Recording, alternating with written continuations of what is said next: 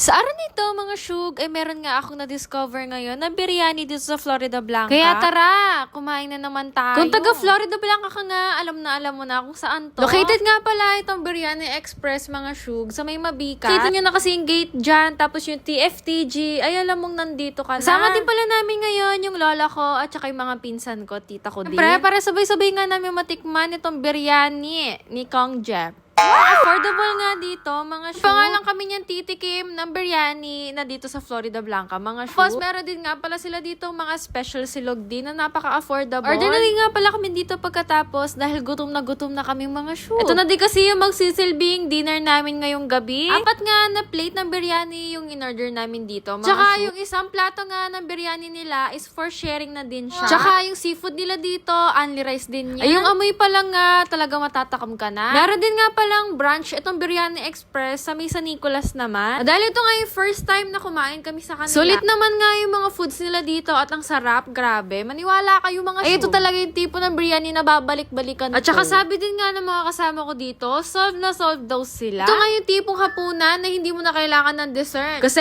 dito pa lang, busog na busog ka na. Dahil nga nasabi ko kanina, marami nga sila dito mga menu or mga food nga na pwede mong piliin. Alam na, meron din sila ditong buffalo wings. Nilagulat ako, kalaki-laki ng chicken. Meet da kanining diet ko. Charot. Lalo na sa mga naghahanap nga ng mga kakaibang foods naman dyan. Hindi yung puro manok-manok ka lang dyan. O kaya pa buro. Ay te, meron din biryani dito sa Florida Blanca, gumising ka. Charot. Kung meron nga ako sasabihin sa inyo na a must try dito sa may Biryani Express, yung samosa nila. At saka sa sauce pa lang, bonggang-bongga na talaga. Kaso nga lang, dapat make sure na hindi siya masyadong mainit. Kasi baka bigla kang mag-wrap dyan. Ma-enjoy mo talaga yung samosa nila, lalo na kapag dinip mo siya ng bonggang-bongga dun sa sauce nila. Sa panlasa ko, parang cheese sauce din siya. Pero at this point, nabusog na nga kami. At tignan nyo naman, puro mga shell na nga lang yung mga nakikita nyo dito sa table namin. Saka yung mga sauces nila dito, hindi nila ako bidigo. For me, 10 out of 10. Wow! Pero ako, dadayuin din to ng mga taga Florida Blanca. May natawari. Oh, ayan ang patunay na sobrang solve kami. Pati yung kawali nila tumaob. Napasarap kasi yung kain namin, kaya naghugas kami ng kamay dito eh. Ginamat namin yung manok. Siyempre, after kumain, nag-retouch